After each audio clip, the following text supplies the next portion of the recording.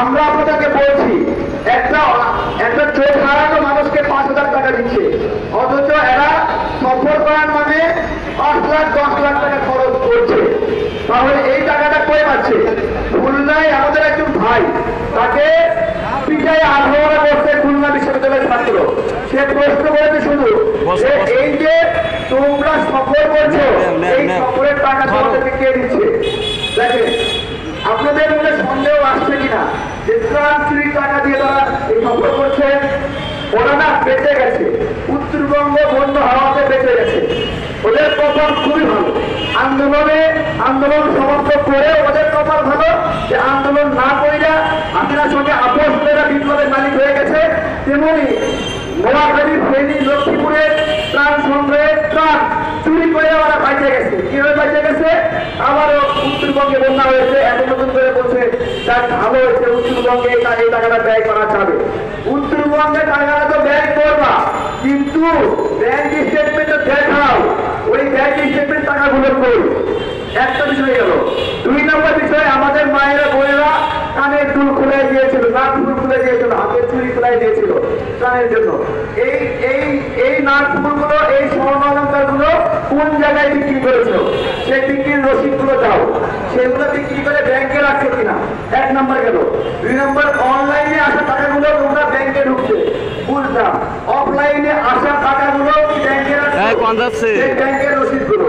2 নম্বর হলো প্রত্যেক দিনের যে কালেকশন ছিল, সেই কালেকশনের জন্য সমন্বিত যোগফলের টাকাগুলো কালেকশন, এই সমস্ত সেটা দিতে হবে। শুধুমাত্র বলবা সংখ্যা এত, এইটা আমরা বিশ্বাস করতে রাজি না। দ্বিতীয়ত হলো, এখন এই মুহূর্তে তোমাদের হাতে কি পরিমাণ ত্রাণ আছে তোমরা যেগুলো বন্টন করনি, তার একটা হিসাব দিতে হবে। 3 নম্বর হলো যেটা বললাম, স্বর্ণের অলঙ্কার গুলো কোথায় বিক্রি করা হয়েছে, সেই বিক্রির রসিদ আমরা ভাউচার দেখতে চাই।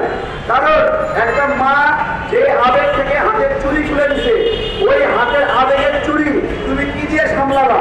একটা ছোট বাচ্চা, স্কুলের বাচ্চা, ছোট একটা ব্যাংক নিয়ে গেছে, ব্যাংকটা নিয়ে গিয়ে তোমার তুলে দিচ্ছে 3 টাকা, সেটা তুমি কি দিয়ে করবা? এগুলো এই সমন্বয়ের যে রাজনৈতিক অভিলাষ, অনেকে বললে এখন বলছে আমাদের রাজনৈতিক দলগুলার কোনো চিন্তা ভাবনা নাই। আপনাদেরকে সরল মনে এক জিজ্ঞাসা করছি, আপনারা কি মনে করেন এরা যে কথাটা বললো রাজনৈতিক দলগুলার ইচ্ছা নাই, এটা কি সত্য? বলেন আপনারা। তাহলে এই যে ভাই, বেটা মানুষ বুকে দল নিয়ে কথা বলে, রাজনৈতিক দল খুললে রাজনৈতিক দল খুলবো, সমস্যা কি? তোমরা বেটা মানুষ না বেটি মানুষ, রাজনৈতিক দল খুলবা, কিন্তু একবার বলে খুলবা, একবারে বলে খুলো না, তাই না? এবারে রাজনৈতিক অভিলাষের জন্যই আমাদের এই অসুস্থ ভাইরা এরকম ভাবে হচ্ছে।